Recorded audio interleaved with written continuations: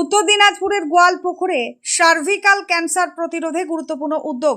ভারত সরকার ও পশ্চিমবঙ্গ সরকারের যৌথ উদ্যোগে 14 বছর বয়সী কিশোরীদের জন্য বিনামূল্যে এইচপিভি টিকাকরণ কর্মসূচির আয়োজন করা হয়। শনিবার গোয়ালপুকুর 1 নম্বর ব্লকের লধন স্বাস্থ্য কেন্দ্রে বিশেষ টিকাকরণ শিবিরের আয়োজন করা হয়। বিভিন্ন এলাকা থেকে আসা কিশোরীদের এই এইচপিভি টিকা প্রদান করা হয়। এদিনের কর্মসূচিতে উপস্থিত ছিলেন গোয়ালপুকুর 1 নম্বর ব্লকের বিডিও তারকনাথ হালদার, লধন স্বাস্থ্য কেন্দ্রের বিএমওএইচ আব্দুল বাড়ি, গোয়ালপুকুর থানার আইসি এনটি ভুটিয়া সহ স্বাস্থ্য দপ্তরের একাধিক আধিকারিক ও কর্মীরা। স্বাস্থ্য দপ্তরের পক্ষ থেকে জানানো হয়েছে, এইচপিভি টিকাকরণ সার্ভিক্যাল ক্যান্সার প্রতিরোধে কার্যকর ভূমিকা পালন করবে এবং ভবিষ্যতে কিশোরীদের স্বাস্থ্য সুরক্ষায় গুরুত্বপূর্ণ অবদান রাখবে। উত্তর দিনাজপুর থেকে শুভঙ্কর আচার্যের report, A1 news Bangla. HPV টিকাকরণ কর্মসূচি সারা পশ্চিমবঙ্গ তথা আমাদের লধন গ্রামীণ হাসপাতালে এটা কর্মসূচি আজকে থেকে শুরু হলো। এটা আগামী 3 মাস ব্যাপী এই কর্মসূচি আমাদের চলবে। এই কর্মসূচির আওতাতে 14 থেকে 15 বছর বয়স্ক যে মেয়েরা রয়েছে তাদেরকে এইচপিভি ভ্যাকসিনেশন দেওয়া হবে ফ্রি অফ কস্টে, যেটা আনুমানিক মূল্য 4000 টাকা। সেইটা সরকার বিনামূল্যে দেওয়ার ব্যবস্থা করছে। এটা নিয়ে আমি as a BDO of the block, আমরা এখানে সমবেতভাবে আইসি সাহেব এবং বিএমও সাহেব রয়েছেন। এখানে এই কর্মসূচির আজকে আমরা শুভ উদ্বোধন করলাম। এটা চলতে থাকবে। এরপরে আগামী দিনে যাতে ব্লকের আমাদের এখানে 1% যে হিসেবটা ধরা হয়েছে তাতে আমাদের প্রায় 4200 মতো বাচ্চা মেয়ে রয়েছে যারা এই কর্মসূচির আওতায় আসতে পারে। আমরা চাইছি সমগ্রটাকে এই নির্দিষ্ট সময়ের মধ্যে এই কর্মসূচিটাকে সম্পূর্ণরূপে সার্থকতা প্রদানের মাধ্যমে সবাইকে এই টিকাকরণ কর্মসূচির আওতায় আনবে এবং এটা আগামী দিনে যাতে এটা ওই মেয়েরা যাতে বিভিন্ন ধরনের যে সমস্যাগুলো রয়েছে সেই সমস্যার নিরসন। আমাদের ব্লকের বিবেক সাহেবের নিমন্ত্রণে আমি এবং বিডিও সাহেব রয়েছেন এবং ওনার স্টাফরা রয়েছে, আর অনেক বাচ্চারা এবং ওনার মারা আসছেন।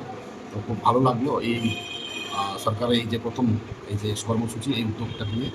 আর আমি আসে এখানে বিশেষ করে একটাই জিনিস বুঝতে পারলাম, একটা পরিবারে একটা সুস্থ মা মানে গোটা পরিবার ভালো থাকবে।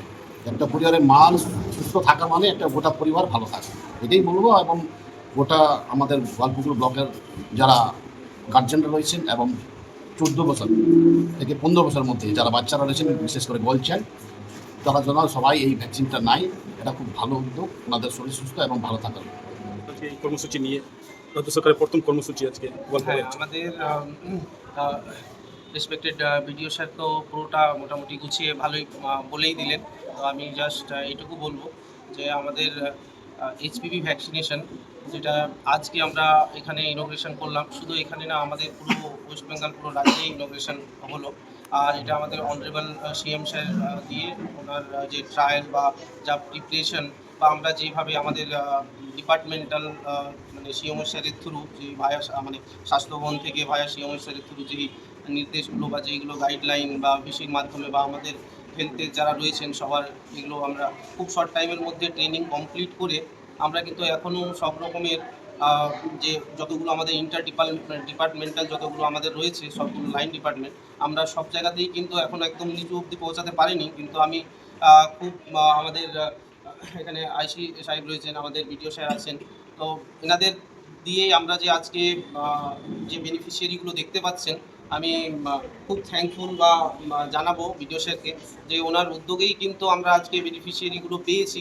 বা আমাদের যারা ওয়ার্কার আছে, হেলথ ওয়ার্কার আছে, তারাও একদম বাড়ি বাড়ি গিয়ে বা সেইভাবে ওনারা মোটিভেট করার চেষ্টা করছেন। আর ইন দ্য সেম টাইম আমরা আরও কিছু মিটিং আমাদের প্ল্যান হয়েছে কিছু ডেটে, যেরকম আমাদের 14 থেকে 15 বছরের যেই মেয়েরা আমরা কী বলবো টার্গেট যে আমাদের পপুলেশন, সেটা কিন্তু বেশিরভাগটা মানে হাই স্কুল বা যেই স্কুলে ওই এজ গ্রুপটা রয়েছে সেই স্কুলগুলো আমরা এসআই স্কুল সাহেবের সাথে আমাদের বিডিও সাহেবের চেম্বারে মিটিং হয়েছে অলরেডি। তো আমরা আগামী দিনে প্রত্যেকটা ডিপার্টমেন্টের সাথে সেইভাবে খুব তাড়াতাড়ি আমরা পুরোটা সবার সাথে মিটিং করে এটা সেন্সিটাইজ করে আমরা চাইবো যে একদম লোকের মধ্যে সঠিক জিনিসটা পৌঁছে যাক। যেরকম স্যার বললেন একটা ভ্যাকসিনেশনের কতটা মূল্য বা কতটা তার প্রাইস, এটা হয়তো প্রাইভেটে যারা সেরকম সামর্থ্য আছে যাদের, তাও শহরে এটা তো অনেক আগে থেকে অন্যান্য ডেভেলপ কান্ট্রিগুলোতে হয়ে চলেছে। আমরা যেটা ট্রেনিংয়ে দেখলাম, আমাদের ট্রেনিংয়ে যেটা বলা হলো বা যেই থিসিসগুলো আমাদের দেখানো হয়েছে, সেখানে প্রায় আপনার 50 কোটিরও বেশি এই ওয়ার্ল্ড ওয়াইড আপনার এই ভ্যাকসিনেশন নিয়ে ফেলেছে।